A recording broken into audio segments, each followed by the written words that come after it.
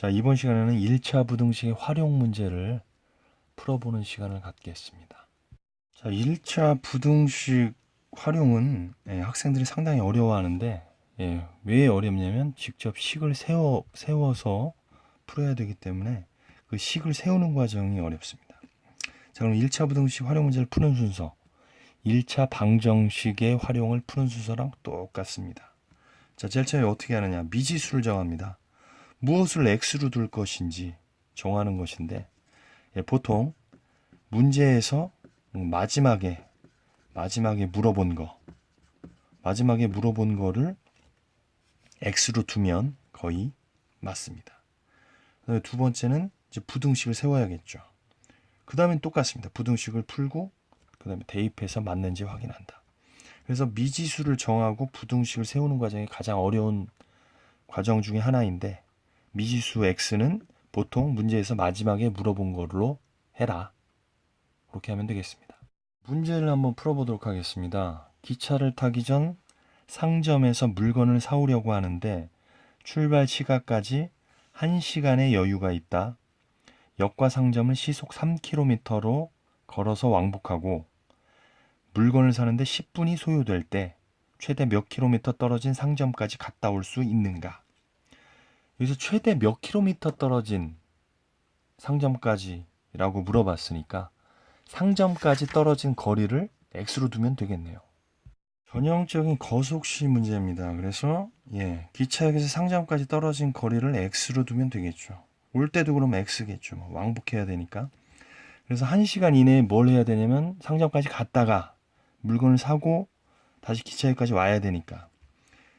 그러면은 시간은 우리 어떻게 구합니까? 속력분의 거리니까. 가는 데 걸리는 시간은 시속 3km 분의 x 킬로미터죠. x 킬로미터. 여기 단위가 중요하죠. 시속 3km니까 여기도 킬로미터가 되겠지. 그럼 얘는 시간이 되겠죠. 3분의 x 시간. 그럼 올 때 걸리는 시간은 3분의 x 시간. 근데 물건을 사는데 10분이 소요된다고 했습니다. 그럼 10이라고 쓰면 안 되죠. 왜냐하면 얘는 시간, 얘도 시간이니까 시간으로 통일을 해줘야 됩니다. 그럼 10분을 어떻게 우리 시간으로 고칩니까? 우리 1시간이 60분이지 않습니까?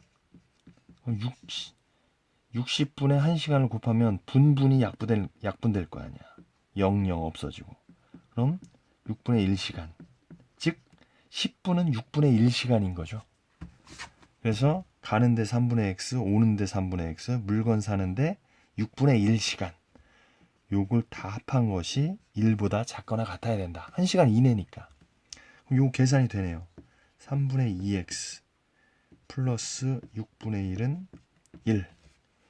자, 이거 각변에 6을 곱해주면 되겠네요. 최소 공배수 6 곱해주면 여기 약분되니까 4x가 될 거고요. 약분되니까 1이 될 거고 우변은 6이 될 겁니다. 그래서 4x는 6, 얘 넘어가면 마이너스 1이니까 5가 되겠죠. 그래서 양변에 4분의 1을 곱하면 양수니까 부등호방이 안 바뀌고 x는 4분의 5 킬로미터 이하겠죠. 1.25km, 최대 4분의 5km가 되겠습니다. 다음 문제입니다. 연속한 세 정수의 합이 30보다 클 때 가운데 수가 될 수 있는 수 중에서 가장 작은 수를 구해라. 연속한 세 정수 중에 가운데 수를 구하는 거니까 가운데 수를 x로 둬야죠.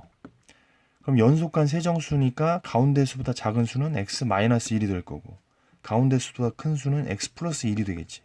그래서 연속한 세 정수는 x 플러스 1, x-1. 가운데 수를 물어봤으니까 가운데 수를 x로 둬라. 이게 중요하죠. 자, 그럼 세 정수의 합이라고 했으니까 얘랑 얘를 더하면 되겠죠.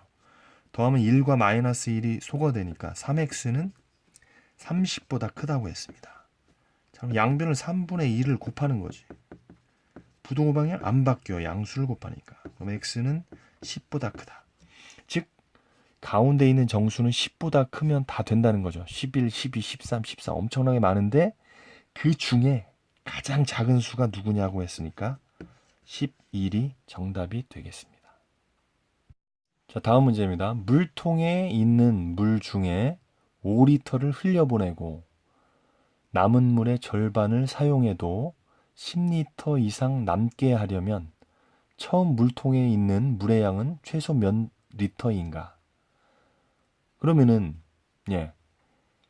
처음 물통에 있는 물의 양을 X로 두면 되겠죠.